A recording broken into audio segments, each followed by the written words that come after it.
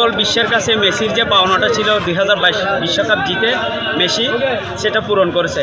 এখন তার অমরত্ব দরকার। কিংবদন্তি পেলে ম্যারাডোনার মতো সারা জীবন যেন বলতে পারে মেসি একজন বিশ্বের সেরা খেলোয়াড়।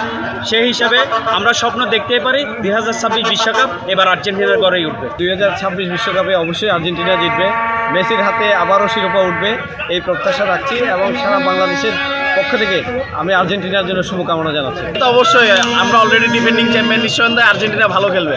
এখন কথা হচ্ছে আমরা আমাদের টাইটেলটাকে ডিফেন্ড করতেছি নাকি আমরা অ্যাটাকিংয়ে যাচ্ছি, সেটা হচ্ছে কথা।